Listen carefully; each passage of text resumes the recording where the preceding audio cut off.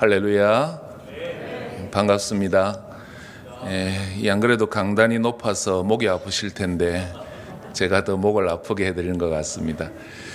제가 참 사랑하고 존경하는 귀한 목사님 섬기시고 또 귀한 우리 장로님, 권사님, 또 안수 집사님, 재직들이 섬기시는 좋은 소문난 교회에 와서 하나님 말씀 전하게 된 것을 우리 가문의 영광으로 생각합니다.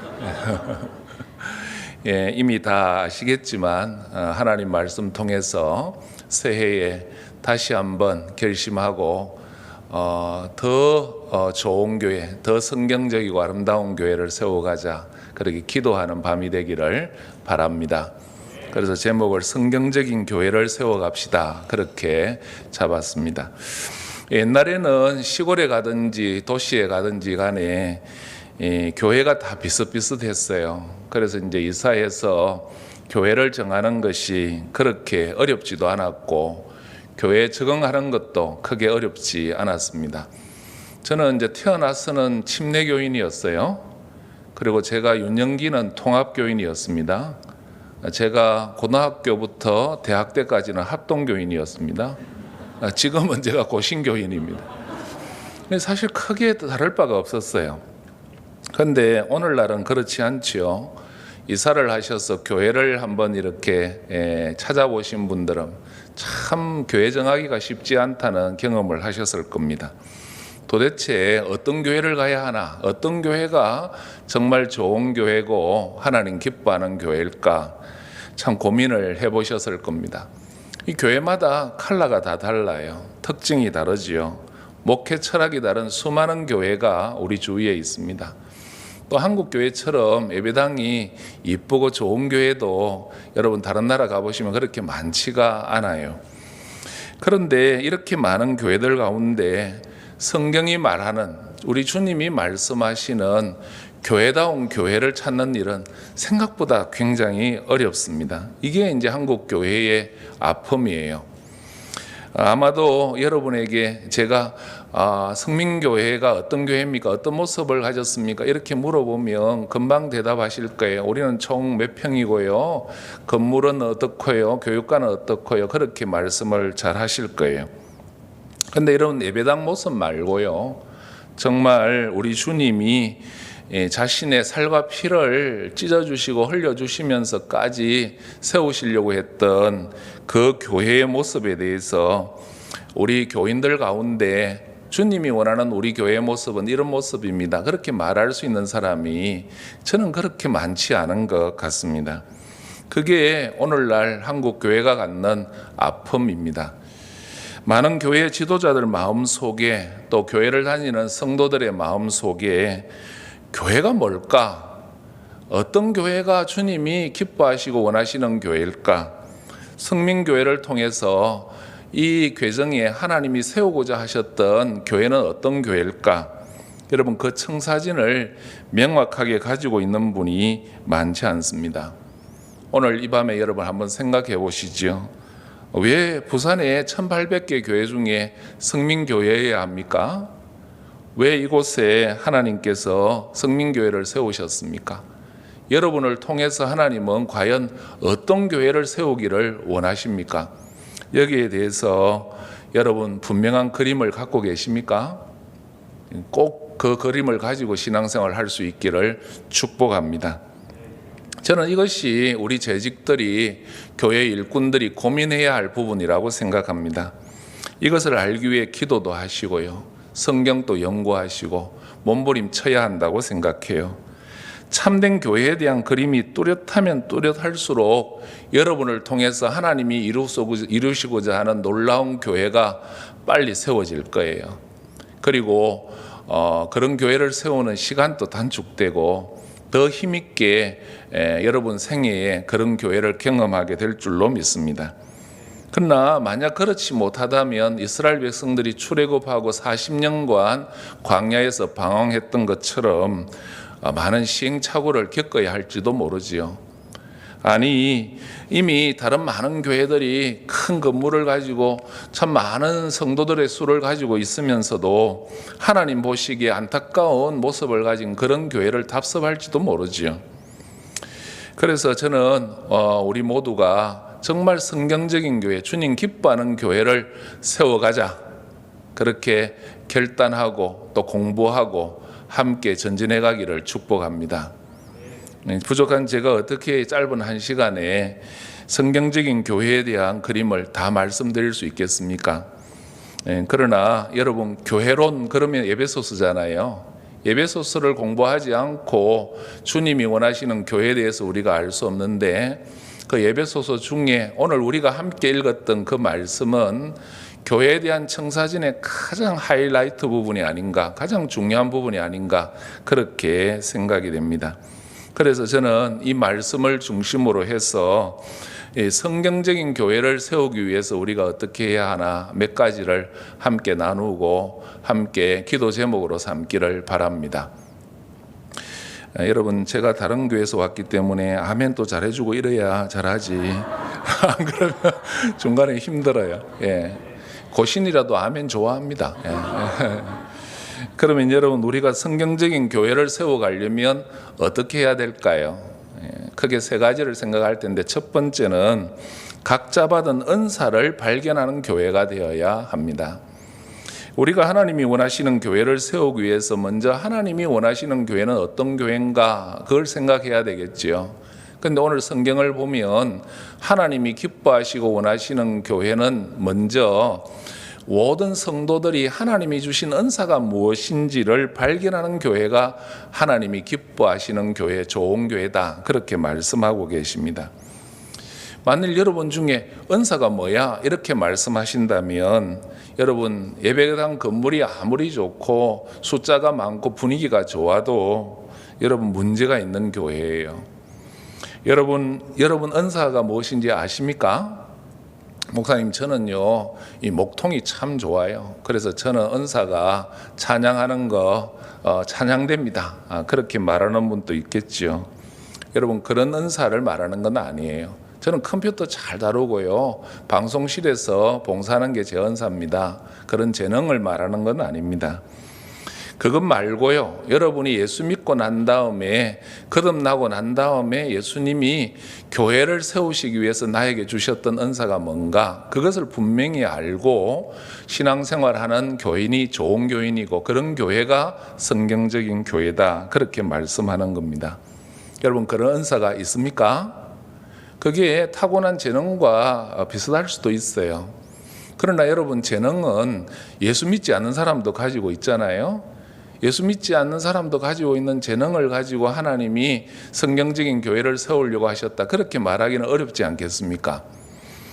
그래서 오늘 본문 말씀을 우리가 먼저 보면, 그리스도께서 각 사람에게 은혜를 주셨다, 은사를 주셨다, 그렇게 말씀하시거든요. 우리가 예수 믿고 구원받았을 때 그리스도의 몸인 교회를 건강하게 세우기 위해서 그리스도께서 우리 각 사람에게 뭘 주셨다고요? 은사를 주셨다는 거예요. 그래서 우리를 좋은 교회를 세우는 재료로 삼으셨다는 것입니다. 그런데 이 교회를 세우려면 재료가 각기 달라야 되잖아요. 예를 들어서 우리가 건물을 짓는데 다 다이아몬드다, 그러면 좋긴 하지만 다이아몬드 가지고 다 집을 지을 수는 없잖아요. 다이아몬드다 그래도 별로 좋아는 안 하시네요. 다 금이다, 그렇다고 해서 금을 가지고 여러분 집을 지을 수는 없지 않겠습니까? 그래서 하나님은 구원받은 백성들에게 각기 다른 은사를 주셨다, 그렇게 말씀하십니다. 사랑하는 여러분, 우리가 어떻게 성경적인 교회를 이룰 수 있을까요? 그것은 먼저 내가 예수 믿고 난 다음에 그리스도의 몸인 이 성민교회를 세우기 위해서 하나님이 내게 주신 은사가 뭔가, 그것을 분명히 아는 것으로 출발한다 하는 것입니다. 그러면 여러분, 먼저 은사가 뭔가 여기에 대해서 생각할 텐데, 은사에 대한 오해가 한국교회에 너무 많은 거예요. 여러분은 이제 좋은 목사님 통해서 말씀을 잘 공부하는 교회라고 그렇게 저는 알고 있습니다. 이때 아멘 안 하면 저는 오해하게 되죠.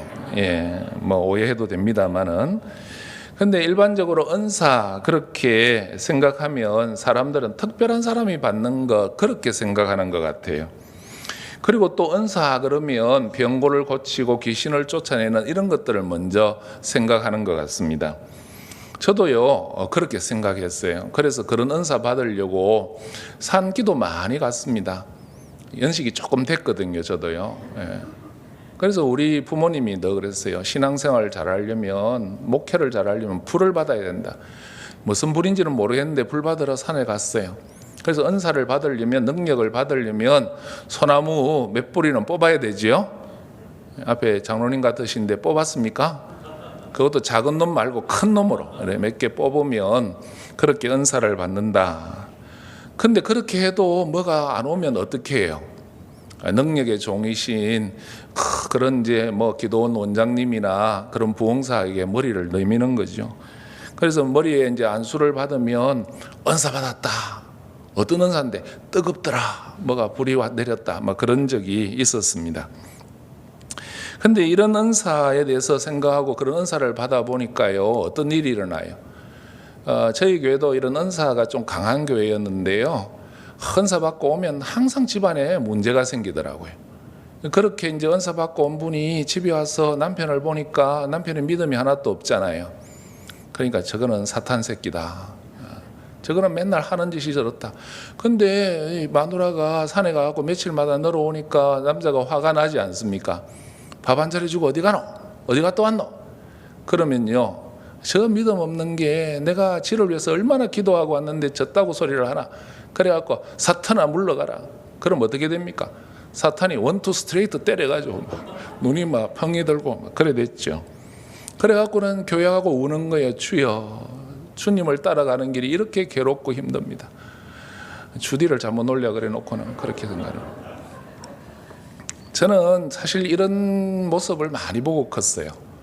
그게 참 마음이 안타까웠습니다. 저는 정말 하나님을 인격적으로 안 만났으면 이 조직을 탈퇴했을 겁니다. 정말 교회 생활에 정말 회의가 되는 부분이 너무너무 많았거든요. 그 중에 하나가 은사 부분이. 사실 이 부분에 대해서 교회 생활에 상처도 있고요, 아픔도 있습니다. 여러분, 소위 말하는 그런 은사 받았다고 설치는 사람 치고요, 제가 제대로 된 사람을 못 봤어요. 그렇지 않는 분들도 계시겠지만 교회에서는 뭐 진짜 대단하죠. 방방 뜨고 뜨겁고 뭐 방언하고 난리지만 그런 사람들 집구석 가보면요, 청소가 전혀 안 돼 있어요. 아들이요, 옷이 지난주 입었던 거 똑같이 입고 와요. 남편 넥타이, 그 넥타이는 맨날 똑같은 깨재재한 거, 와이셔츠는 때가 묻어가지고요. 여러분, 성경에서 적어도 말하는 은사는 그런 은사는 아닙니다. 그러면 은사에 대해서 말하는 성경 말씀을 우리가 한번 살펴봐야 되지요. 성경에 은사에 대한 성경 구절이 몇 구절 나오는데 대표적인 게 고린도전서 12장 4절에서 11절까지의 말씀이에요. 우리나라 사람이 참 좋아합니다. 왜냐하면 능력에 관한 은사가 많이 있거든요. 제가 시간이 뭐 그렇게 길지 않으니까 다 설명할 수 없지만 여기에서 가장 중요한 신학적인 쟁점이 되는 건 뭐냐 하면 이런 능력에 관련된 은사가 지금 또 계속되는가 아니면 이 교회가 설립될 시기에만 있었는가, 이게 이제 논쟁이에요. 어떤 신학자는 지금도 계속된다고 하는 분도 있지만 장로교 신학을 하신 분들은 대다수 좀 부정적이에요. 그런데 이제 만약에 제가요 방언은 이제 끝났습니다 이러면 난리가 나는 거죠. 왜냐하면 저도 방언하거든요.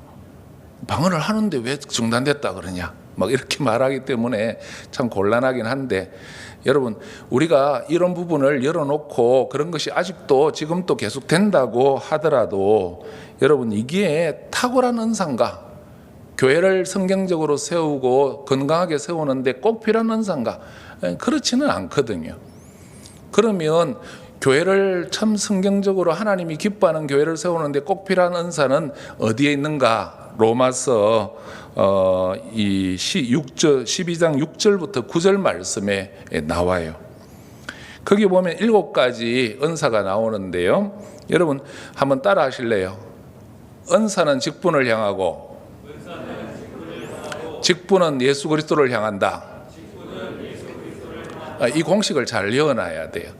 왜냐하면 우리에게 하나님이 주시는 은사는 예수 그리스도께서 이 땅에서 행하셨던 일들을 직분을 통해서 하기 위해서 주시는 거거든요. 그러니까 은사는 항상 직분을 향하고, 직분은 주님이 행하셨던 선지자, 왕, 예언, 제사장 직분이잖아요, 그죠? 그러니까 이 직분도 예수 그리스도를 향하는 거예요. 근데 이걸 잘 보여주는 게 로마서 12장 6절에서 9절 말씀입니다.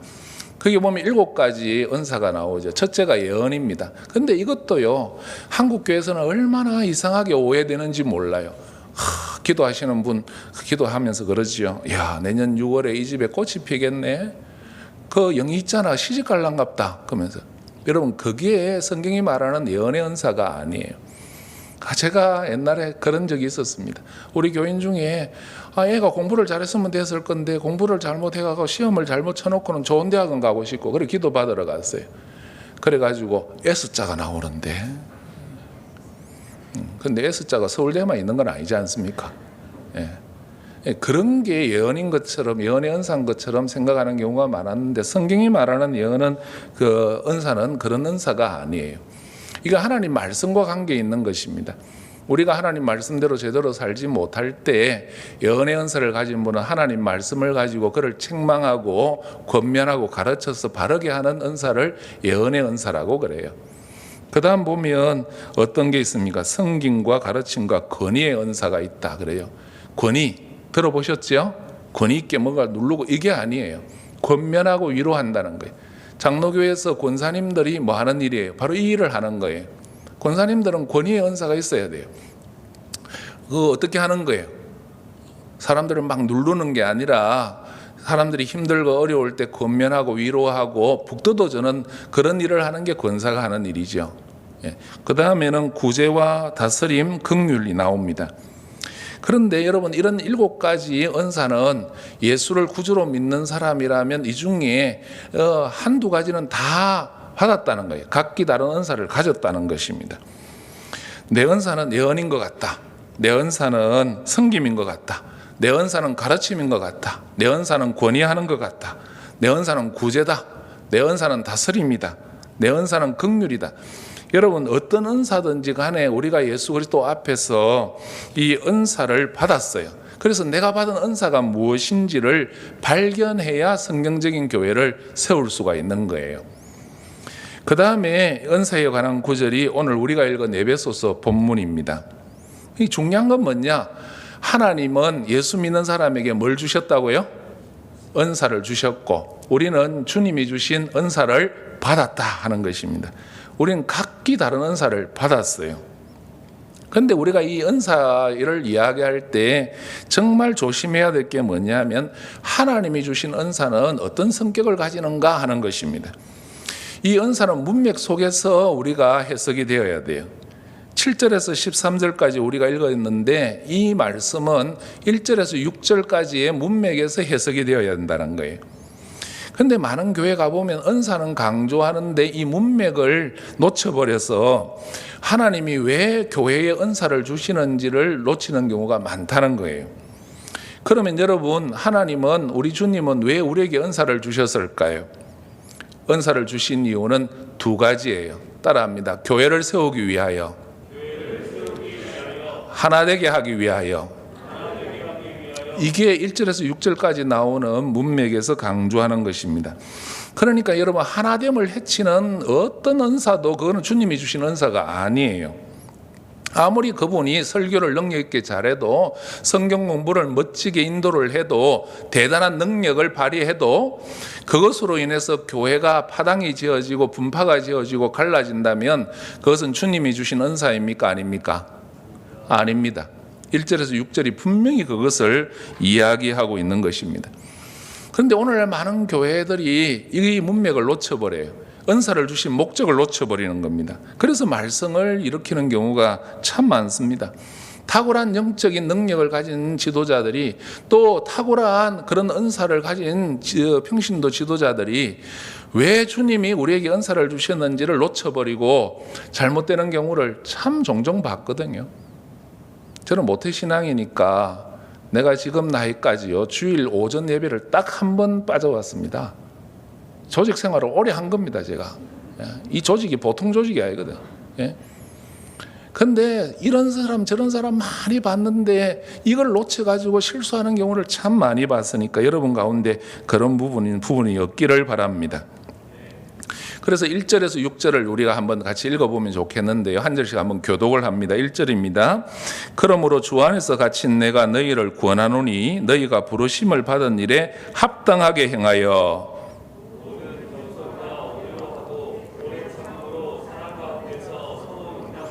평안에 매는 줄로 성령이 하나 되게 하신 것을 힘써 지키라.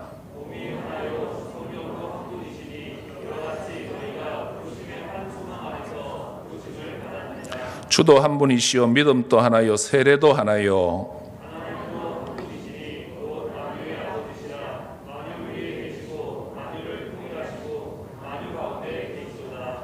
그런데 그 다음 7절에 넘어갈 때 참 안타까운 게 뭐냐면 우리나라 성경에 그러나라고 하는 접속사를 빠뜨린 거예요.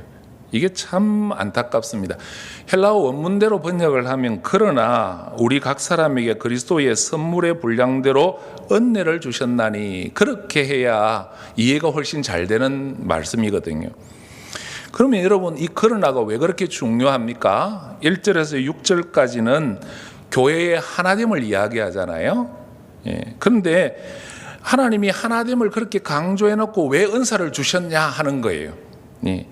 하나됨을 지키기 위해서 각기 다른 은사를 주셨다. 그렇게 강조하는 것이거든요. 그러니까 하나됨, 교회를 하나되게 하는데 전제가 있어요. 그것은 하나님이 우리에게 각기 다른 은사를 주셔서 그 은사를 활용해서 교회를 하나되게 하신다는 거예요. 그게 문맥의 강조점입니다. 사랑하는 여러분, 여러분이 주님으로부터 은사를 받았습니까? 여기까지 내가 열심히 했는데 아멘 안 하면 얼마나 섭섭하겠습니까? 은사를 받았습니까? 그러면 여러분 그 은사로 인해서 하나됨이 이루어지고 있는가 그걸 점검해야 돼요. 그래야 우리가 성경적인 은사를 받았는지 알 수가 있는 것입니다. 먼저 여러분 교회도 중요하지만 여러분 가정도 교회거든요. 여러분 가정이 여러분의 은사로 인해서 하나 되고 있는지를 한번 점검해 보기를 바랍니다. 한 목사님한테 재미있는 이야기를 들었어요. 그 목사님은 이제 신방을 하는데 암행어사 신방이 있다는 거예요. 암행어사 출도요 이런 게 있다는 거예요. 그래서 내가 웃어서 목사님 그게 무슨 말입니까? 신방 이렇게 약속을 잡아놓고 가는 게 아니고 무조건 쳐들어가는 신방이 있다는 거예요. 그럼 사람들이 안 놀랍니까? 놀라라고 간다는 거예요. 그러면 누구한테 갑니까? 교회에서 노다지 사는 사람들, 교회에서 정말 열심히 일한다고 하는 사람들을 부교육자 데리고 와서 쳐들어가서 암행어서 출도요 한다는 거예요. 그래서 뭐 합니까? 예배 안 드리고 화장실 열어봐서 청소가 잘 됐는지, 냉장고도 열어보고 살림은 제대로 하고 있는지 본다는 거예요. 목사님 그건 너무 심한 거 아닙니까? 요즘 사람들 엄청 싫어하는데요. 그러니까. 요즘은 사실 문장가 부리니까 되지도 안 하고요. 좀 된 이야기입니다. 예. 근데 이제 그 목사님 이야기가 재밌어요. 자기가 이제 교회에 부임한 지 5년이 됐는데, 자기 교인이 한 300명, 부임할 때 300명쯤 됐는데, 부임만 나오는 가정이 99가정이라는 거예요. 그래서 왜 그런가? 자기가 기도도 해보고 고민을 해보니까 가정이 하나가 안 되는 거예요, 하나가.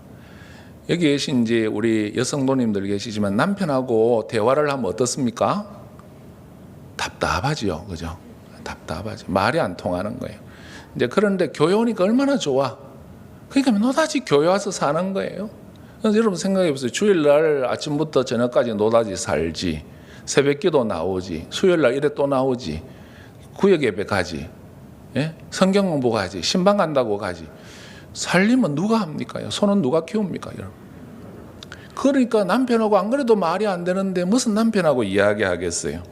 그래서 은사를 받았다고 교회 봉사는 하는데 그 은사를 활용해서 가정이 하나 되는 게 아니라 가정이 콩가루가 되는 거예요.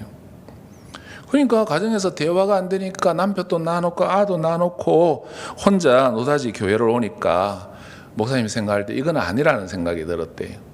그래서 이제 그런 집만, 주로 이제 구역장들, 교회 중직자들 집만 찾아가서 암행어사 출도요 하는 거예요. 그래서 앞으로 살림 이따구로 하려면 교회 오지 마라. 구역장도 그만둬라. 막 그러니까 항의가 막 치더라요. 그러면 언제 봉사합니까? 살림 다 해놓고 잠자지 말고 그래 교회 봉사해야 봉사지. 집을 그따구로 해놓고 되겠나? 막 그래 뭐 이렇게 집을 하나 되게 해야지. 그것도 아무나 뭐라 하면 안 되고 삐게 가쁩니다. 그래서 교회에 너다지 사는 사람들 그런 사람들 이제 불러가지고 그렇게 했는데 놀라운 거는 그게 무슨 뜻인지 알고는요. 가정에서 남편하고 대화하고 이렇게 애를 쓰다가 보니까 1년 만에 39가정이 돌아왔다는 거예요. 그게 자기 교회 부흥의 아주 중요한 터닝 포인트가 됐다는 거예요. 예, 그 자기 남편이 교회에 안 나온 지 26년이 된 남편 또 왔다는 거예요. 제가 무슨 이야기 하려는지 이해가 되십니까? 여러분 참 이렇게 가정에서 여러분이 받은 예수 그리스도를 통해서 받은 은사를 활용해서 하나 되게 하시기를 바랍니다. 부부가 하나 되셔야 돼요. 예, 그게 주의 일입니다, 여러분. 교회를 세우는 일이에요. 그리고 남편도 아내뿐만 아니라 아이들하고도 하나가 되셔야 돼요. 참 이게 너무 어려워요.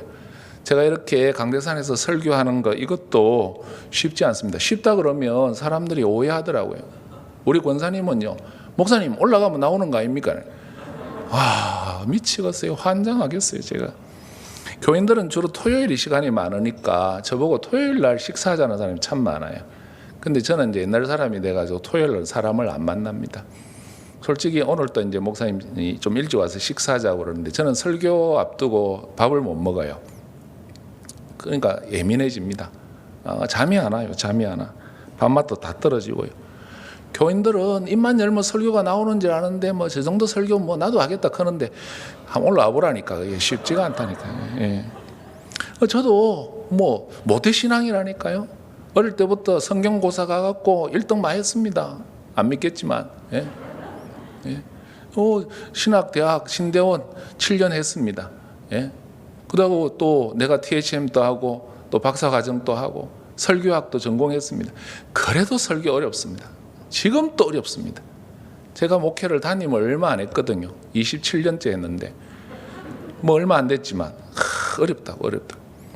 근데 제가 솔직히 남의교회니까 고백하는데요. 이 설교보다 훨씬 어려운 게 가정생활입니다. 특히 요즘은 우리 집 사람은 나를 좀 불쌍하다고 봐주는데 우리 아들이 힘듭니다. 아들이 냉정하더라고요. 이 애들하고 하나 되고 애들한테 믿음에 보내야 된다는 것은 정말 어려운 일이더라고요. 여러분, 그러면 어떻게 우리가 하나가 될 수 있을까요? 성경은 그 방법도 다 가르쳐줘요. 여러분, 에베소서 4장 2절 3절 말씀 다시 한번 읽어볼까요? 시작. 모든 겸손과 온유로 하고 오래 참음으로 사랑 가운데 서로 용납하고 평안에 매는 줄로 성령에 하나 되게 하신 것을 힘써 지키게. 이게 가정에서도 교회에서도 하나 되게 하는 대전제예요. 참 안타깝게도 한국 사회, 한국 교회는 하나됨의 의미를, 성경이 말하는 하나됨의 의미를 잘 이해를 못하는 경향이 많습니다. 여러분, 성경에서 말하는 하나됨, 이거는 영어로 말하면 유니티예요. 연합입니다. 연합. 근데 우리가 주로 사용하는 하나됨은 영어로 표현하면 유니포미티라고 그래요. 획일성, 획일화, 그렇게 말할 수 있습니다. 여러분, 이 차이를 아십니까? 우리는 하나 돼서 가면 유니폼부터 맞춰. 근데 성경이 말하는 건 그런 게 아니라 그 말입니다. 저와 저보다 윗세대들은요, 유니포미티, 획일화를 강요받고 자랐습니다. 좀 요즘은 덜하지만 저도 교복 세대거든요. 그래 중학교 가서 머리 빡빡 깎고요, 다 교복 입고, 고등학교 가서도 빡빡 깎고요, 교복 입고, 결혼복 입고, 군에 가서 3년 동안 똑같은 옷 입고, 그죠? 똑같은 밥 먹고 그렇게 했습니다. 그래서 우리는 짜장면 시켜야지, 다 짜장면 시키는데 짬뽕 시키면 배신인 거죠. 안 되는 거죠. 통일 이렇게 하는 거예요. 여러분, 그게 하나 되는 건 줄 알았어요. 하나 되는 건 줄 알았어요. 이게 하나가 아니고 획일화라는 것을 이해해야 됩니다. 그러니까 다 똑같지 않으면 이상하다고 생각하는 거예요. 그걸 용납을 하지를 못하는 겁니다. 왜 하나됨이 깨어지는가? 가정에서나 교회에서나 어떤 단체에서 우리들이 하는 걸 가만히 보면 가장 심각한 게 뭔가? 나와 다른 것을 용납을 못하는 거예요. 예전에 공자가 죽어야 나라가 산다 이런 책이 있었죠, 그죠? 근데 이 저자가 강조하는 것 중에 중요한 게 뭐예요? 이 유교라는 거, 유교 문화라는 것의 폐단 중에 하나가 뭐냐면 해결을 하거든요. 해결적인 사회를 만드는 거예요. 일사불란한 그런 사회를 만드는 것이거든요. 그래서 이 교회가 우리 나이 이상으로는 군사 문화, 학교 문화, 그다음에 유교적인 역량 이런 것 때문에 하나 되자 이러면 해결을 생각하는 거예요. 그래서 교회의 하나됨을 이루지 못하는데 큰 장애가 되었다 그렇게 생각합니다. 그래서 우리 사회는 보면 서열이 엄청 강하죠, 그죠? 제가 직분론에 대해서 아무리 강조를 해도요 안 돼요, 안 돼. 여러분, 직분은 계급이 아니고 역할이다. 제가 막 진짜 강조 많이 하거든요. 한번 따라해 볼까요? 직분은 계급이 아니라 역할이다. 그래도 안 돼요, 안 돼. 그래서 싸우면 한국 사람들은 어떻게 결판이 납니까? 민정 깔아. 네 나이가 몇 살이고 머리에 피도 안 마른 게 그럼 끝납니다. 너는 MAB도 없나? 그럼 끝납니다. 뭐든지 서열로 하고 해결을 하는 그런 문화 속에서 우리가 자라니까 성경이 에베소서 4장이 이야기하는 교회의 하나됨, 성령의 하나되게 하심에 대한 이해가 부족한 것이죠. 근데 여러분, 성경이 말하는 것은 유니포미티가 아니에요. 해결화가 아니에요. 유니티, 연합입니다. 연합, 하나됨입니다. 다양성 속에서 하나 되는 거예요. 우리는 타고난 기질이 달라요. 우리는 재능이 다 다릅니다. 다양성 속에서 하나 되도록 하나님이 우리를 다 배경이 다른 데서 자라게 하신 거예요. 예수 믿을 때 우리가 받은 은사도 같습니까? 다릅니까? 달라요. 직분도 같습니까? 다릅니까? 다릅니다, 여러분. 그러나 우리가 그 안에서 어떻게 성령이 하나 되게 하신 것을 지킬 수 있는가? 하나님이 우리에게 주신 은사가 뭔가를 바르게 발견하면서 시작한다는 거예요. 이걸 여러분 꼭 기억하시기를 바랍니다. 그러면 은사는 누가 주시는가? 누구에게 주시는가? 이게 이제 우리가 살펴봐야 하는 건데, 누가 우리에게 은사를 주시지요? 여기 보시면 부활하시고 성천하신 예수 그리스도께서 예수 믿는 우리에게 주시는 거지요. 근데 7절 8절이 굉장히 심오한 아주 깊이 있는 이 말씀이에요. 이걸 이제 길게는 말 못하지만 쉽게 말하면 구원받은 자, 주님께 사로잡힌 자에게 우리 주님이 은사를 주신다. 그렇게 읽을 수가 있습니다. 그래서 자신에게 여러분 한번 물어봐야 돼요. 내가 왜 교회 안에서 내 은사를 발견하지 못하는가? 왜 내 은사가 이거다 이렇게 뚜렷하게 말하지 못하는가? 여러분, 그 이유가 뭘까요? 오늘 7절 말씀, 8절 말씀을 가지고 우리가 생각해 본다면 여러분이 아직도 예수께 강하게 잡히지 못해서 그런 거예요. 주님께 잡히시기를 주의 이름으로 축복합니다. 왜냐하면 예수님께 강하게 잡힌 자에게 예수님이 은사를 주시기 때문입니다. 그러면 우리가 어떻게 은사를 발견할 수 있는가? 이게 이제 일대지에서 제일 중요하죠. 첫째는 오늘처럼 제가 설명하는 이런 말씀을 통해서, 성경 말씀을 통해서 은사에 대해서 바르게 이해를 해야 됩니다. 은사에 대한 이해에 조금 도움이 되셨습니까? 안 되면 다시 하려고요. 큰일 나겠죠, 그죠? 예. 근데 그 다음은 뭐냐 하면 기도하셔야 돼요. 뭐 해야 된다고요? 기도해야 합니다. 여러분, 기도하십니까? 기도 많이 하시길 바랍니다. 밥 먹을 때 3번 하는 거 말고요. 정말 기도하셔야 돼요. 깊이 기도하시면 하나님이 교회를 건강하게 세우고 교회를 하나 되게 하시기 위해서 내게 주신 은사가 뭔지 발견돼요. 기도에 대해서 참 할 말이 참 많은데, 여러분, 기도는요, 교회만 있을까요? 다른 종교에도 있을까요? 다른 종교에도 있습니다. 모든 종교에는 기도가 있습니다. 저는 조용한 걸 좀 좋아해서 이 쉬는 날 절에를 잘 가요. 절에를 잘 가는데, 절에 가보면 우리가 서는 기도가 다 있더라고요. 우리가 40일 특별 기도, 이거 절에도 있습니다. 예. 절에 가면 100일 특별 기도도 있습니다. 제가 아는 목사님이 미국에서 목회하시다가 한국에 좀 안식년 때문에 들어오셨어요. 기도를 좀 하고 싶은데 기도원에 가니까 너무 소란스러운 거예요. 집회를 해야 되니까. 그래서 조용한 곳이 없나 해서 이제 친구 집사님이 차를 모시고 이렇게 안내를 하는데, 합천 해인사를 갔는데 그래 조용하더랍니다. 그래서 이 옆에 가는 스님한테 물었대요. 좀 기도하고 갈 수 없냐? 그러니까 방을 좀 얻을 수 없냐니까 보통 기도하는 분은 안 되고 특별 기도하는 분은 방을 내준다는 거예요. 그때 목사님 깜짝 놀랐대요. 절에도 특별 기도가 있구나. 여러분 우리만 기도하는 게 아니에요. 새벽 기도 우리보다 요즘요 절에서 더 열심히 합니다. 제가 이렇게 아침에 새벽에 나오는데 할머니 한 분이 가세요. 그래서 기도회 가십니까? 예, 계속 태워드렸어요. 어디 갔냐니까 옆에 있는 월정사 간다 그러더라고요. 새벽 기도 절에 더 열심히 해요. 그러면 다른 종교에서 하는 기도하고 우리가 뭐가 다른가? 이게 중요하지요. 여러분 다른 종교에서 왜 사람들은 기도할까요? 내가 소원하는 것을 얻기 위해서요. 내 힘으로 못 얻으니까 나의 능력을 초월하는 어떤 대상, 어떤 신에게 소원을 비는 거죠. 근데 그것을 얻는 방법은 무엇입니까? 정성입니다. 정성. 지성이면 감천. 이게 모든 이방 종교의 원리예요. 나는 정성을 다해서 내가 원하는 것을 나보다도 초월한 신에게 구하는 거예요. 그래서 내가 소원하는 것을 얻어내는 걸 기도라고 그래요. 그러면 여러분 우리가 교회에서 하는 기도하고 절에서 하는 기도하고 뭐가 다르죠? 비슷하지 않나요? 우리 교회, 한국 교회인들이 하는 기도는 이것하고 너무 많이 닮아 있어요. 그래서 어떤 말씀 좋아하는가? 내게 능력 주시는 자 안에서 내가 모든 것을 할 수 있느니라. 연 아멘 안 하네. 구하라 그러면 주실 것이요. 이런 것들 너무 좋아합니다. 믿습니다. 그래. 어떤 집회 갔는데 옆에 있는 아줌마가 믿습니다. 그런데 제가 빤히 쳐다봤어요. 저래 안 믿어지나? 믿어지는데 뭐 때문에 그렇게 막 뛰면서 하겠습니까? 믿어야 기도하면 되는데 믿고 싶은데 안 믿어지니까 믿습니다가 아니고 믿습니다 이렇게 하더라고요. 아이고 참 아쉽다. 저래 안 믿어지나 그런 생각이 들더라고요. 그래서 집에 들어와서 생각하는 거죠. 믿어져야 되는데 왜 내가 의심을 해갖고 응답을 못 받았노? 그렇게 생각하는 거죠. 여러분 이런 식으로 기도한다고 될까?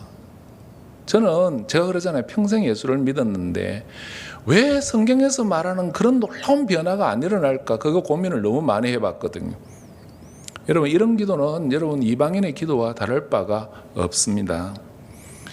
기독교가 가르치는 기도에서 제일 중요한 부분은 뭐냐? 관계입니다. 관계. 정성이 아니고 하나님과 나와의 관계입니다.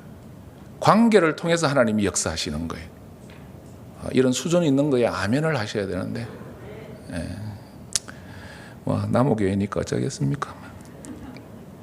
그런데 여러분 성경이 말하는 기도에 관한 단어가 한 9가지 정도 나와요. 그 이제 기도라고 할 때 사용하는 단어가 그 중에서 제가 제일 좋아하는 기도에 대한 단어가 포르시케라고 하는 단어입니다. 저는 이게 참 주님이 우리에게 가르쳐 주신 기도의 정수를 보여준다고 생각하는데 이것은 내 소원을 정성을 통해서 얻고자 하는 그런 기도가 아니에요. 하나님 앞에 나를 끌고 가서 내 뜻에 맞게 하나님의 뜻을 바꾸게 하고 굴복시키는 기도가 아니고 하나님의 뜻에 내 뜻을 굴복시키는 기도를 프로시케라고 그래요. 그걸 저는 이제 우리 교인들한테 쉽게 설명하기 위해서 조율이라고 가르쳐요. 기도는 뭐다? 조율이에요. 여러분 기타를 이렇게 치는데 조율이 안 되면 제대로 음이 안 나오잖아요. 그래서 연주하기 전에 조율을 하지 않습니까? 피아니스트가 아무리 훌륭해도 피아노가 조율이 안 돼 있으면 제대로 된 음이 안 나오잖아요. 그래서 그것을 이제 조율을 하고 연주를 해야 제대로 된 그런 연주가 되는 거죠. 그것처럼 정말 하나님이 나를 사용하실 수 있도록 나를 조율하는 과정을 기도라고 그러는 거예요. 아멘. 그래서 하나님 나에게 부족한 점이 뭡니까? 내가 왜 하나님께 쓰임받지 못합니까? 하나님이 쓰시기에 합당한 자로 조율하여 주시옵소서. 내 생각을 조율해 주시고 내 감정을 조율해 주시고 내 행동을 조율하여 주시옵소서. 그 기도가 프로시케예요. 프로시케. 저는 이 기도가 이 정의가 너무 좋은 거예요. 그런데 이런 기도가 우리에게 잘 없죠. 그러니까 은사를 모르는 거예요. 내 소원만 얻으면 되는데 은사가 뭐 중요합니까? 안 그래요? 하나님이 정말 나에게 주신 사명이 뭔지, 나를 통해서 이루시고자 하는 게 뭔지, 그걸 이루시도록 나에게 주신 은사가 뭔지 이 관심이 없는데 여러분 기도한다고 무슨 은사를 알겠습니까? 사랑하는 여러분, 진지하게 하나님 앞에 여러분을 세워서 조율하시기를 바랍니다. 내가 남편에게 어떻게 하기를 주님이 원하시는가? 내가 아내에게 어떻게 하기를 하나님이 원하시는가? 우리 아이들에게 내가 어떻게 하기를 주님이 원하시는가?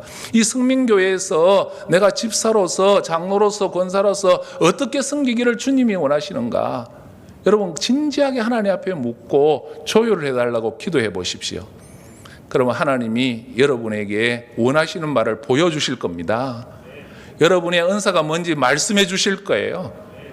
그럴 때 우리가 성경적인 교회를 세우게 되는 것입니다. 그리고 세 번째는 은사를 발견하기 위해서 자기 성찰을 해야 돼요. 하나님이 내게 주신 은사가 뭔가 관심 있게 들여다봐야 돼요. 그래서 교회에서 뭔가 하라 하면 뭐든지 해보세요. 은사란 건 참 쉬운데요. 뭐냐면 내가 좋아하고 하고 싶어 하는 게 은사일 가능성이 많아요. 그런데 전제가 있어요. 내가 좋아하고 잘하고 남한테 덕이 돼야 돼요. 내가 좋아하는데 못하고 남이 괴로운 것은 은사가 아닙니다. 그래서 이제 자꾸 해봐야 돼요. 애들이 소질이 뭔지 모를 때는 자꾸 해봐야 되는 것처럼 교회에서 뭔가 하라고 하면 자꾸 해보세요. 해보시면 다른 사람도 알아요. 아, 저분은 저게 은사구나. 저분은 섬기는 은사가 있구나. 저분은 가르치는 은사가 있구나. 저분은 지도하는 은사가 있구나. 저분은 상담해주고 격려하는 은사가 있구나. 이게 이제 자기도 알아지고 다른 사람도 알아지거든요. 그래서 저는 새신자들이 이렇게 왔을 때 여러분 그 지도하는 분들이 잘 관찰하셔서 그분도 자기를 잘 들여다보고 주위 분들도 잘 도와줘서 자기가 주님으로부터 받은 은사가 뭔지를 발견하게 된다면 그분의 신앙생활도 행복하고 교회도 건강해지리라 생각합니다. 그런 은혜가 있기를 주의 이름으로 축복합니다. 그러면 여러분 성경적인 교회를 세워가려면 어떻게 해야 되는가? 첫째는 뭘 해야 된다고 그랬어요? 내가 받은 은사가 뭔가를 발견해야 되는데 두 번째는 자기 은사를 따라서 봉사해야 돼요. 뭐 해야 된다고요? 자기 은사를 따라서 봉사를 해야 합니다. 그런 교회를 주님이 원하시는 거예요. 그러면 봉사의 주체가 누군가? 이게 이제 중요합니다. 11절 12절 말씀을 같이 한번 읽어보겠습니다. 이때쯤은 크게 안 읽으면 잠이 오거든요. 여러분 주무셔도 저는 끝까지 하고 갑니다. 그러니까 같이 읽겠습니다. 시작.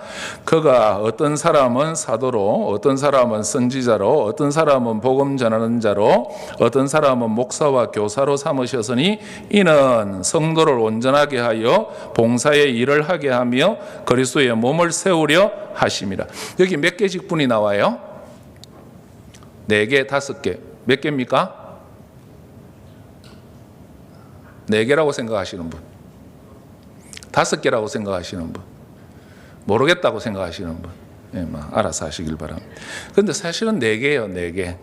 왜냐하면 원어를 보면 목사와 교사를 표현할 때는 정관사가 하나만 붙어 있어요. 목사이면서 교사 이런 뜻이거든요.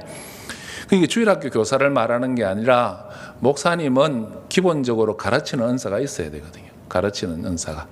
그러면 이제 크게 4가지인데 이 중에 여러분 현존하는 교회 직분은 몇 가지일까요?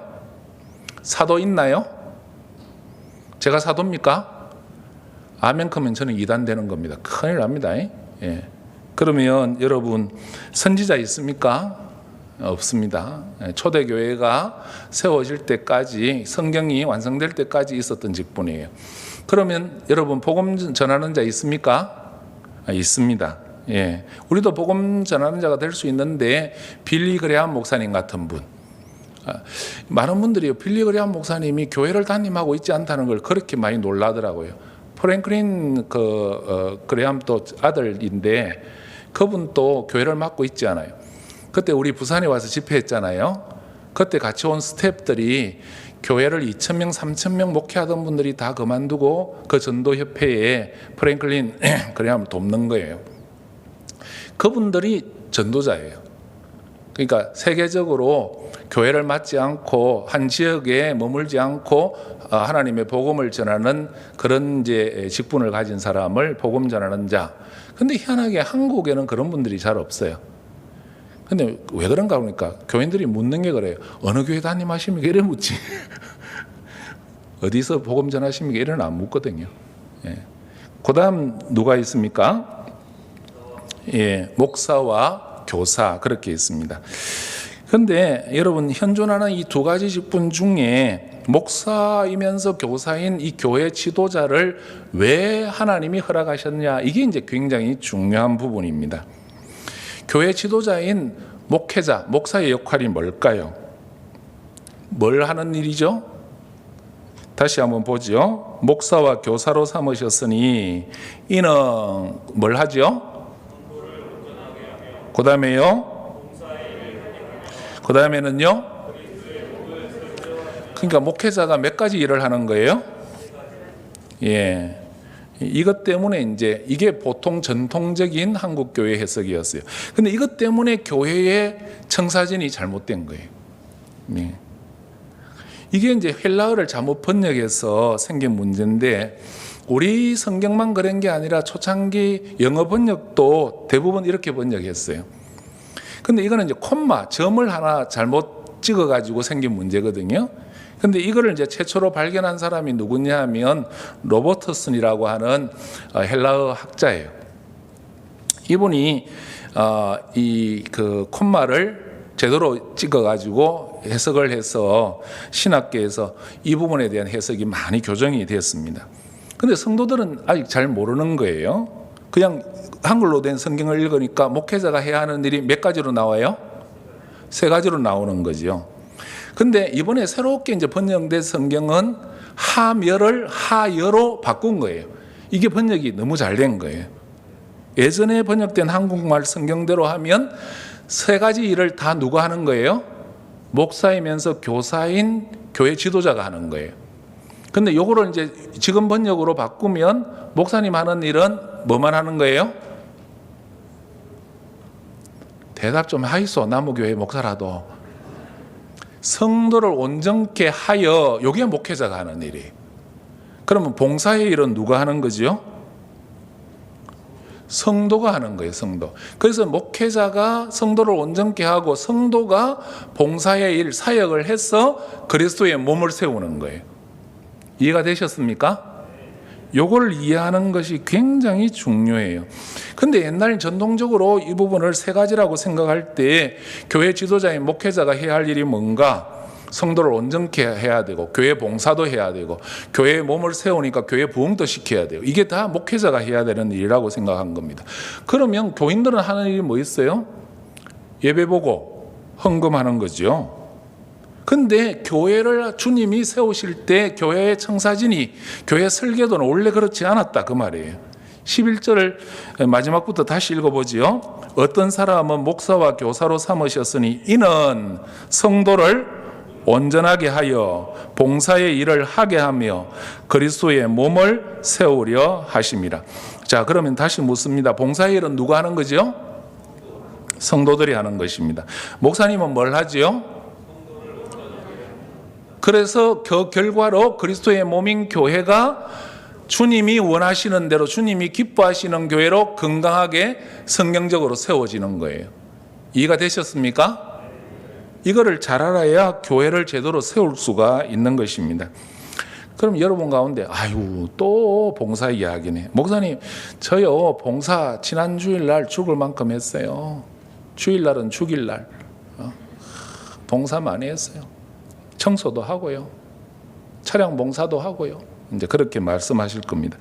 근데 여러분 봉사에 대해서도 우리가 참 많이 오해를 하는데, 봉사란 것을 영어로 보면 그냥 서비스예요. 섬기는 거예요. 예배도 서비스죠. 예? 그러니까 사역이라고 번역하는 게 훨씬 좋아요. 그 교회를 교회답게 세우는 사역을 누가 한다고요? 그냥 허들의 일을 성도들이 하고 교회 중요한 일은 목사님이 하고 그렇지 않아요. 교회를 교회답게 세우는 모든 사역은 누가 하는 겁니까? 성도가 하는 거예요. 성도가 하는 거예요. 그러면 목사님은 뭘 하는 거예요? 그렇게 사역을 잘하도록 성도를 온전케 하는 일을 하는 게 목회자라는 거예요.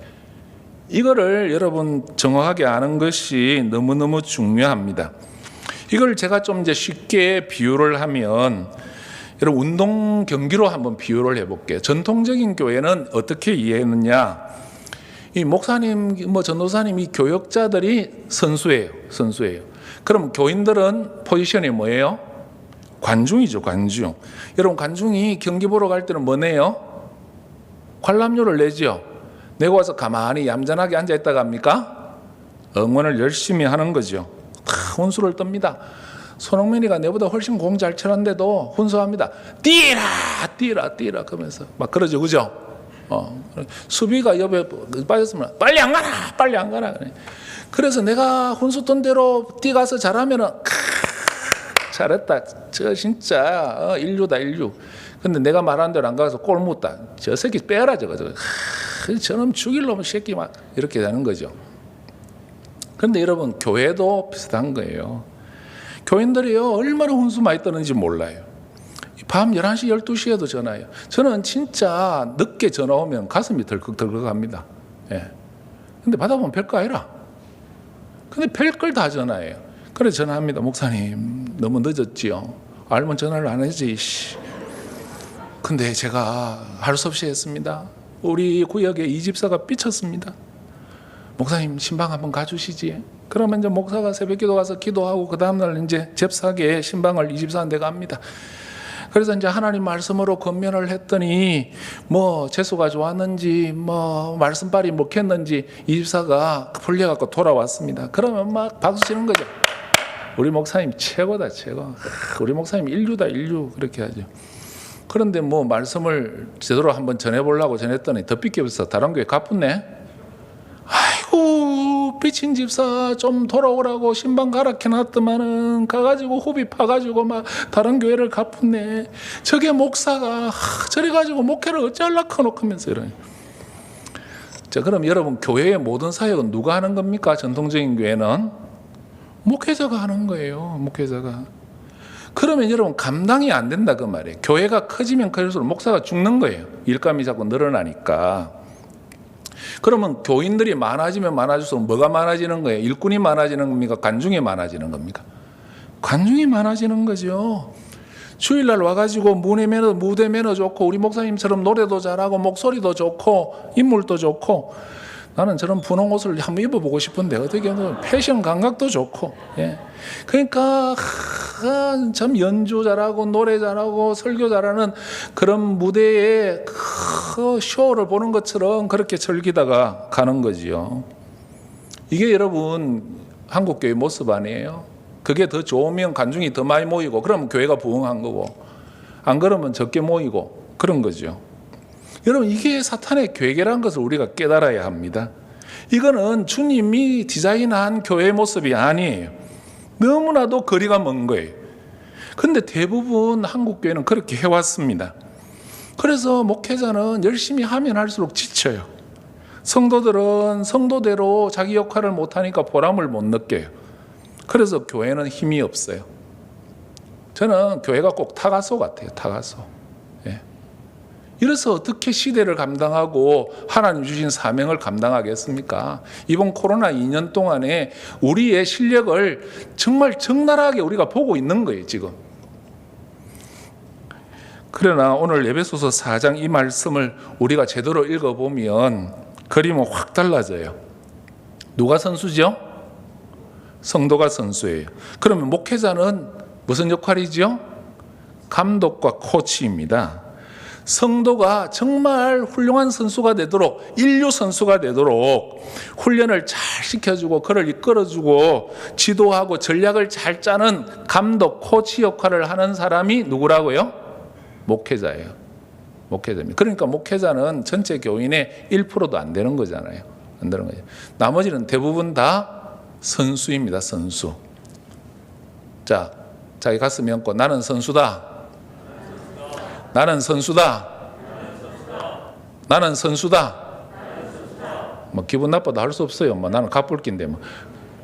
이거 여러분 잊지 말기를 바랍니다. 여기 보면 성도를 온전하게 하여, 여기 온전하게 한다는 말은 그물 코가 빠져 있는 것을 이어서 그물 역할을 한다 이런 뜻이거든요. 이게 이제 구비한다, 이큐퍼 그렇게 말할 수 있습니다. 근데 예를 들면 이런 거죠. 한 코치가 시골에서 공을 차고 노는 애를 봤는데 소질이 있어. 그래서 그 애를 데리고 차범근 축구교실로 데리고 갔어요. 한번 공을 차보라니까 제법 소질이 있네. 그래서 차범근 감독이 그 애를 픽업을 했어요. 그러면 그날부터 그 애는 대표 선수 되는 거예요? 아니죠. 소질이 있는 거지. 그럼 어떻게 해야 돼요? 훈련 프로그램을 짜가지고 혹독하게 훈련을 시켜야 되는 거죠.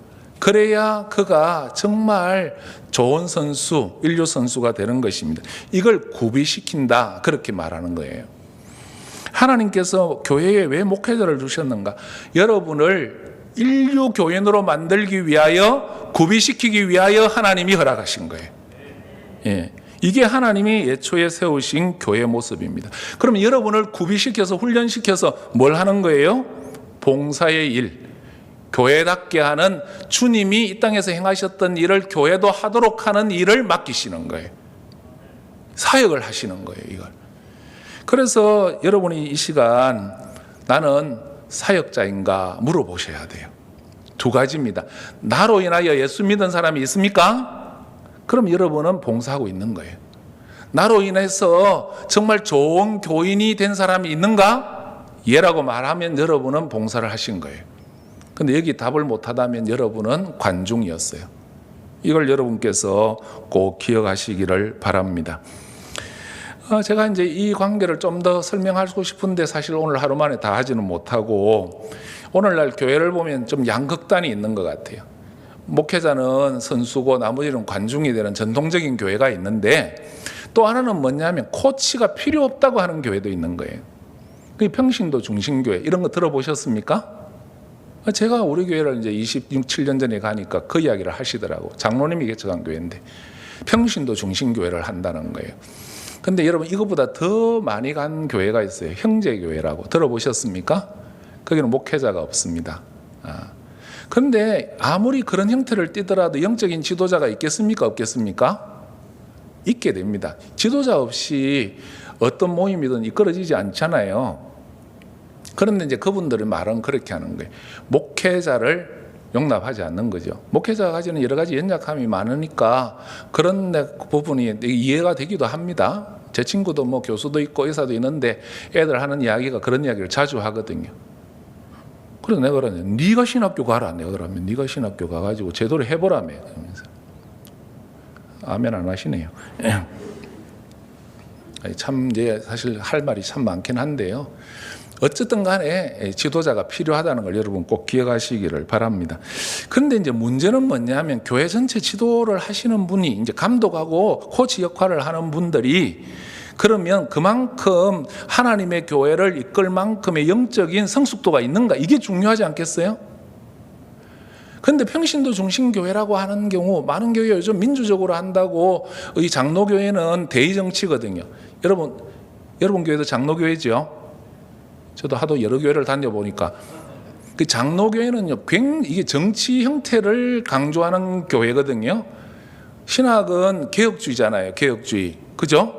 근데 이제 교회를 운영하는 방식이 장로 정치를 한다는 거예요. 성숙한 사람들의 회를 통해서 교회를 이끈다는 뜻이거든요. 그러니까 대의정치죠. 대의정치인데 요즘은 직접민주주의 좋아하니까 장로교회도 중에도 뭐 운영위원회를 만들어가지고 하더라고요. 하는데 저는 어떻게 하든지 간에 중요한 점이 뭔가, 교회를 이끄는 사람이 그만큼 하나님의 뜻을 알고 하나님의 마음을 가지고 교회를 리딩할 수 있는 성숙도가 있는가, 이게 관건이라고 생각해요. 근데 그게 아니고 왜 목사만 모든 걸 결정하노? 우리는 뭐 결정하면 안 되나? 그래가지고 그분들이 모여가지고 평신도 중심교회를 한다는 거예요. 근데 모여갖고 하는 일이 뭔가, 어떻게 하면 성도를 구비시켜서 성숙시켜가지고 제대로 사역자로 만드나, 이게 아니에요.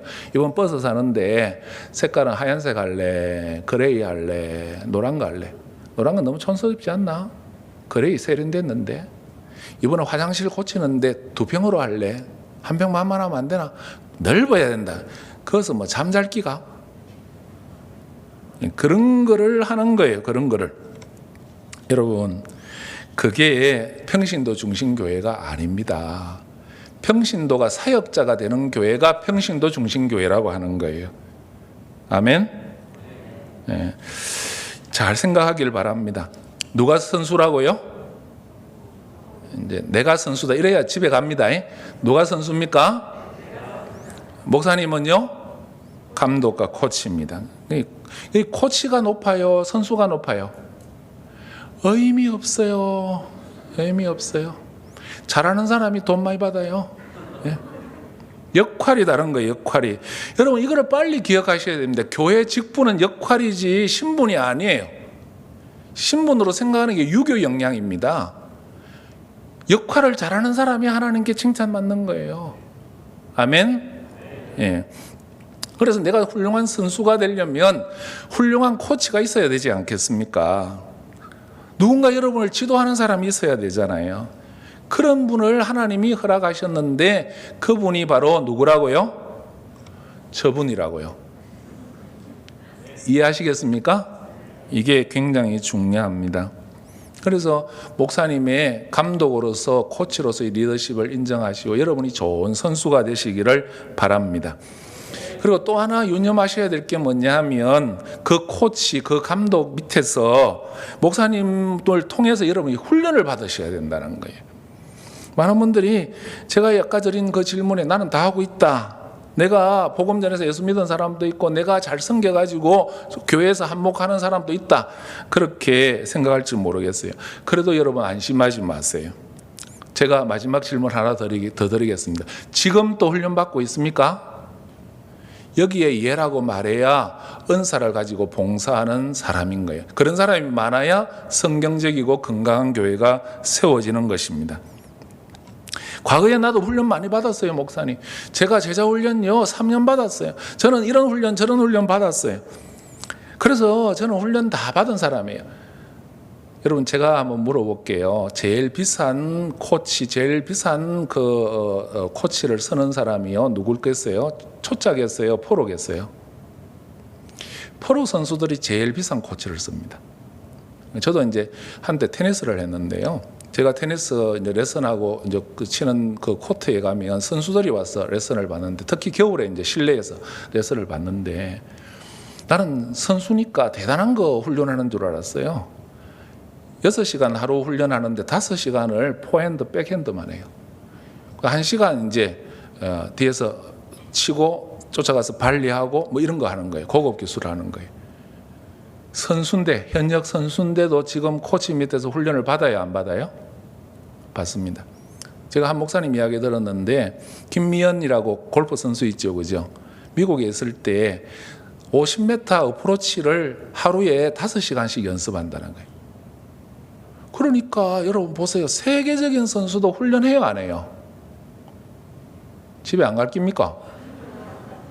훈련한다니까요. 훈련한다는 거예요.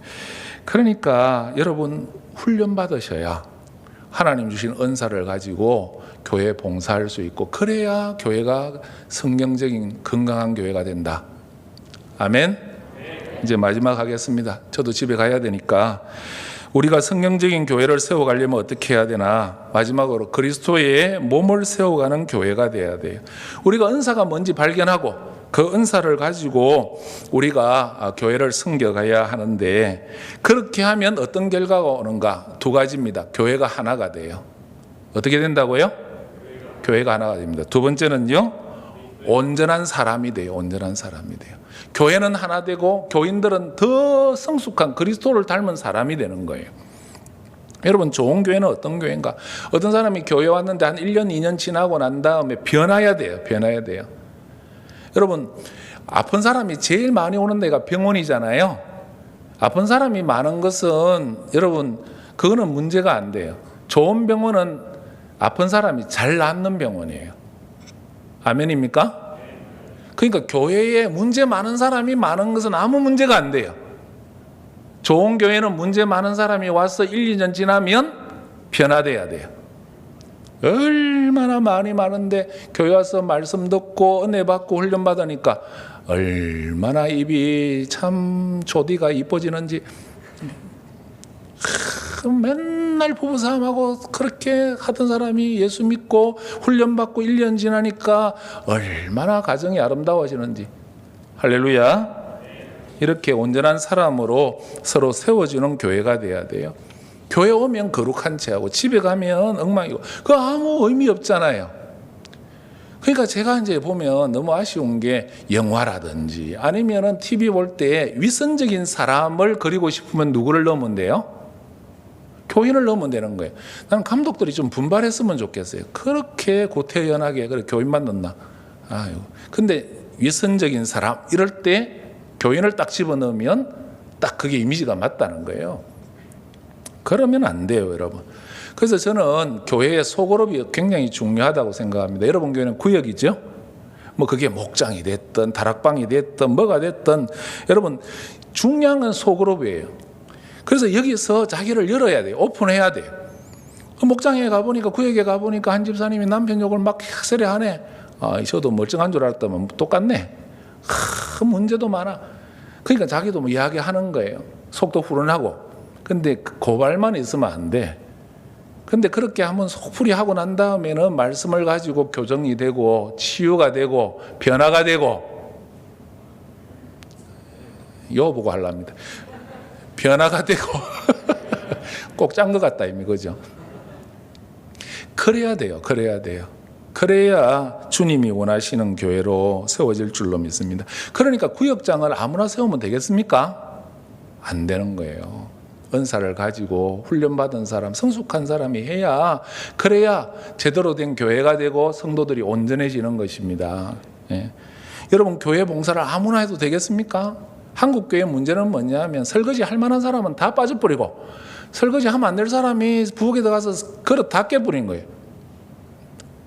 여러분 하나님이 주신 직분을 귀히 여기시고 은사를 가지고 잘 섬기시기를 바랍니다. 특별히 구역이 잘 돼야 돼요. 구역에서 삶을 열어놓고 서로 삶을 나누고 분당에 있는 우리 친구 목사님이 그 소그룹이 아주 강한 교회에 이제 있는데 자기가 나한테 이야기하는 거예요. 그 교회는 진짜 솔직하게 오픈한대요. 하는데 자기가 처음 모임에 갔다가 돌아가시는 줄 알았다는 거예요. 지옥문이 열리는 것 같더라는 거예요. 야, 어떻게 저런 사람들이 있을까 싶을 정도로 솔직하게 이야기하더라는 거예요. 바람도 피우고 돈도 떼먹고 뭐 별인간들이 다 있더라네. 근데 놀라운 거는 그렇게 다 오픈해요. 오픈하고 비밀 지키고 거기서 말씀으로 치유가 되는 역사가 일어나니까 교회가 되더라는 거예요. 그것까지는 제가 안 바래도요. 여러분 삶을 좀 나누시길 바래요. 정말 거룩하지 이렇게 하지 마시고 정말 솔직하게 주님 앞에 내어놓고 정말 지도자의 지도를 받고 삶이 변화되기를 바랍니다. 진짜 배기가 돼야 돼요. 진짜 배기가. 가짜가 되면 안 돼요. 가짜가 되면. 그래서 이제 주일날 오면 예배가 살아나고 구역에 가면 삶이 살아나고 제가 옥하람 목사님 그 이제 제자 훈련 살아계실 때 했는데 그분이 그러시더라고요. 사람들은 사랑의 교회가 소그룹과 제자 훈련이 강하다고 그러지만 절대로 그 바퀴 하나만으로는 교회가 안 된다는 거예요. 그것만큼 자기는 설교에 목숨을 건다는 거예요. 예배에 은혜가 있어야 된다는 거예요. 예배 시간에 은혜 받고 소그룹 가가지고 삶을 나누고 그리고 문제를 솔직히 내어놓고 훈련받아서 변화되어야 사람이 변하고 교회가 변한다는 거예요. 저게 정말 내가 감동을 받았어요. 그게 성경적이에요, 여러분. 여러분 교회가 예배가 좋은 교회인 줄로 믿습니다. 원래는 더 은혜로운 예배 될 줄로 믿습니다. 코로나로 힘들지만 소그룹으로도 모여야 돼요. 어떤 방법을 써서라도 모여야 돼요. 그리고 서로 문제를 내어놓고 기도해야 돼요. 긍휼히 여기며 삼해야 돼요. 그리고 문제는 훈련받고 고쳐나가야 합니다. 그럴 때 교회가 교회다운 교회로 서게 될 줄로 믿습니다. 그래서 어디까지 자라요? 그리스도의 장성한 분량까지 자라는 것입니다. 사랑하는 여러분, 여러분은 다 선수예요. 여러분이 사역자입니다. 우리 홍 목사님과 교역자들은요, 여러분을 돕는 코치예요. 그래서 여러분 그 역할을 잘 감당하시기를 바랍니다. 목사님 너무 신방 많이 가라 하지 마세요. 아멘을 해야 집에 갑니다. 저는 훈련 목회를 하는 사람이에요. 이제 그게 성경적이라고 생각하는 사람이에요. 저는 코치 역할, 감독 역할을 잘하는데 충실하려고 하는데 천회 기존 교회에 제가 왔으니까 얼마나 신방을 하라고 하는지 모르겠어요. 근데 나는 안 한다 그러면은 교인들이 신뢰를 안 하잖아요. 그러면 어떻게 바꿀 수가 없으니까 열심히 신방 다녔습니다. 대신방하라고 해서 대신방 했는데요. 이게 막 죽을 지경인 거예요. 하루에 6, 7집을 가는데 막 가는 데마다 상다리가 휘어질 만큼 차려가지고 다 안무면 삐끼지. 이게 목캔지 먹캔지 알 수가 없어요. 집에 와서 소화제 먹고 다음날 또 가서 또 먹고 막 눈치 없는 부목사는 좀 지가 처먹지 새끼가 막 나는 안 좋아한다 그거 안 먹고 교인 뺏기니까 나는 막 먹고 못 살겠더라고요. 그래서 일단 다 했어요. 다 하고 난 다음에 장로님 불러놓고 제가 오늘 이거 하는 걸 또 했습니다. 교회를 제대로 세우려면 이렇게 해야 된다.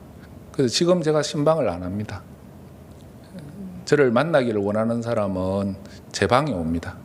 약속 잡아가지고 와서 상담을 합니다. 기도해드리고 상담을 하는데 시내에요. 여러분 하루에 2집 하면 해 다 빠집니다. 잘 모르시는구나. 그건 누가 해야 됩니까? 구역장이 하는 거예요. 교구장이 하시는 겁니다. 장로교회 신방은 누가 하느냐? 장로님하고 권사님들이 하시는 거예요. 장로님, 권사님도 아멘 하세요. 그게 헌법에 나와 있어요. 장로의 역할 중에 80%가 목양입니다. 목양. 그럼 목사님은 뭐 해야 되는가? 말씀 연구해야 돼요. 저는 전화도 제가 안 받습니다. 근데 우리 교회 장로님들이 수준이 있어요. 절대 방해하지 않습니다. 설교 준비하는 거, 말씀 연구하는 거, 어떻게 하면 우리 교인들을 잘 말씀으로 먹여가지고 은혜 받게 하는가. 그게 제 역할이에요. 제가 제자 훈련, 사역 훈련은 엄청 열심히 합니다. 좋아합니다. 한 번 하면 3시간씩 합니다. 거기에 목숨 거는 거예요. 왜냐하면 그게 제 역할이에요. 그게 교회를 섬기는 거예요. 아멘. 기도로 성도들을 돕고 훈련으로 성도들을 섬기고 말씀으로 은혜를 끼치고 이게 목회자가 하는 일이에요. 그걸 위해서 여러분 시간을 배려해 주시고 말씀 연구 잘 하실 수 있도록 여러분께서 배려를 많이 해 주시길 바랍니다. 장로님 계시면 그 일을 위해서 좀 시간을 드리세요. 저는 진짜 말씀 잘 안 되고 준비 안 되고 이러면 장로님한테 이야기합니다. 이번 일주일 저 찾지 마세요. 어디 가쁩니다. 나무 교회니까 너무 신경 쓰지 마세요. 우리 교회는 우리가 알아서 할게. 아무 문제 없어요. 왜 그런가 이해하시거든요. 훈련 다 받으셔서. 목회자가 해야 되는 일은 말씀 연구예요. 기도하고 말씀 연구하고 성도들을 잘 훈련시키는 거예요. 그게 감독 코치가 하는 일 아닙니까? 이런 상황에 어떤 전술을 펴야 되는가? 목회 계획하고 전략 짜고 그게 목회자가 하는 일이에요. 그러면 교회가 지금 해야 되는 사역은 누가 하시는 거죠? 집에 안 갈 겁니까? 누가 합니까? 내가 하는 거예요. 내가 선수니까. 이 역할을 잘 하시기를 바랍니다. 말씀 맺겠습니다. 제가 말씀을 이렇게 들어보고 제가 이제 우리 목사님이 이렇게 보내는 영상을 열심히 보는 구독자예요. 하루 한 말씀 그것도 보고. 근데 참 말씀이 좋아요. 그리고 참 정신이 바르시고. 제가 불려왔다고 하는 소리는 아닙니다. 짜고 하는 거 아닙니다. 참 모범적인 교회고 다음 세대를 위해서 참 헌신하는 제가 본받을 만한 교회다 그렇게 생각합니다. 하나님께서 원하시면 또 여러분이 하나님 원하시는데 부응하기만 한다면 단순히 부산에서만 모범이 되는 교회가 아니라 한국에서 모범이 되는 교회가 될 줄로 믿습니다. 오늘날 한국 교회는 큰 교회가 아니고 성경적인 교회 모델이 필요한 거예요. 우리 교회 건물이 멋지다 이런 교회 말고 정말 교회는 저런 곳이구나 그걸 보여주는 모델이 필요해요. 저는 여러분의 교회가 그런 모델이 되어주기를 간곡히 부탁드립니다. 저는 성민교회가 단순히 사람이 많이 모이는 교회, 큰 교회, 건물이 좋은 교회 그런 교회가 아니라 성경적인 교회가 되기를 축복합니다.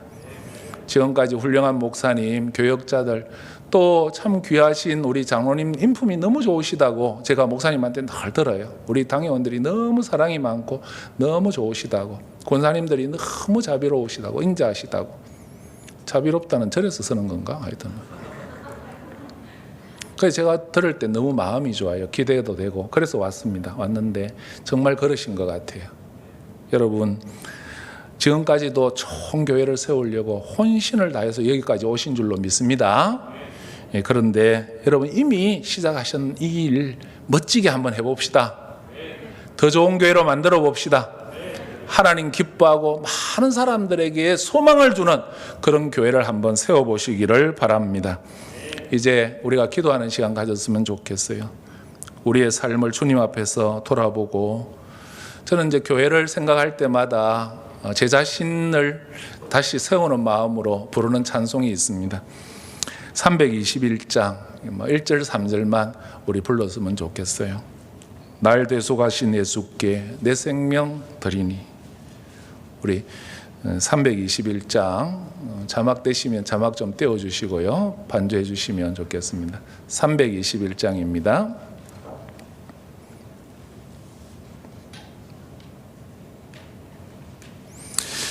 제가 다른 것도 못하는데 노래를 참 못해요. 홍 목사님은 노래도 잘해. 예.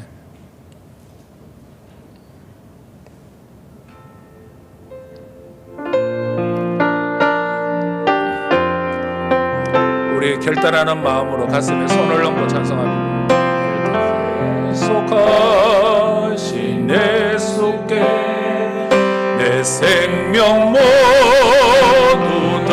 드리니 널 진실하게 하소서. 내 구주 예수여 나 구주 위에 살리라.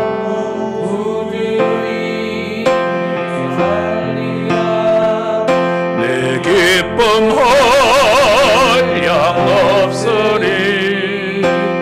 내 갈 길에 놓아소서.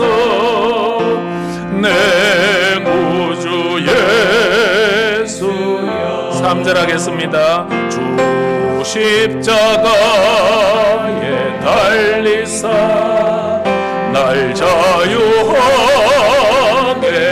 했으니 내 몸과 마음을 주 위에 다스게 하소서.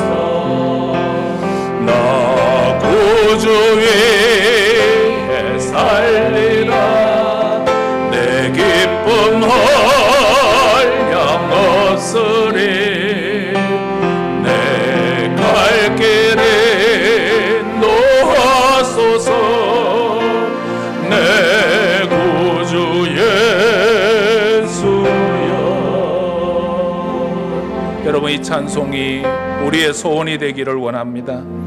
여러분은 지금까지 어떤 것을 주님 앞에 헌신하며 오셨습니까?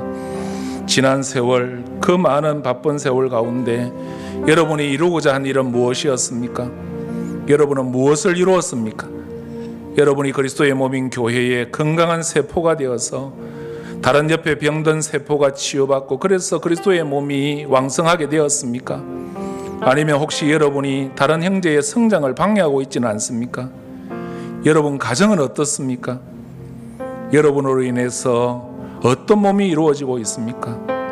주님, 정말 제가 남은 세월 주님 위해 살고 싶습니다. 우리를 구원하신 주님, 내 생명 다 드려도 아깝지 않는 주님, 제 길을 인도하여 주옵소서. 나를 도와 주옵소서. 성경적인 교회를 세워가는 재직이 되게 하여 주시옵소서. 이 시간 주의 이름 부르고 사회자 나올 때까지 우리 간절히 한번 기도하겠습니다. 주여! 아버지 하나님, 오늘 너무나도 구원의 감격을 잊어버리고 사는 자들이 많습니다. 주님은 나를 구원하시기 위하여 땅에 오셔서 목숨을 버리셨지만 우리는 너무나도 값싼 구원을 생각하는 것 같습니다. 우리 가진 것 모두 다 드려도 어찌 주님의 구원의 은혜를 갖겠습니까? 주님, 남은 세월 나를 사용해 주십시오. 우리 앞에 있는 이 말씀이 머리에 그치지 말게 하시고, 주님, 우리 속에 성경적인 교회의 청사진을 끊임없이 있게 하시고 주님 앞에 헌신하는 마음 있게 하여 주옵소서. 주님, 내가 훈련받기를 원합니다. 주님의 일꾼 되기를 원합니다. 기도 훈련받기를 원하며 말씀 훈련받기를 원하며 교제에 훈련받기를 원하며 성김에 훈련받기를 원합니다. 주님, 이 아름다운 교회의 정사진을 내 마음에 품고 이곳에 교회의 일원이 되도록 저를 축복하여 주옵소서. 우리 가정에서 살아있는 세포가 되게 하시고 교회에서 살아있는 일꾼이 되게 하시고 주여 저를 축복하셔서 하나님께 쓰임받는 재직이 되게 하여 주시옵소서.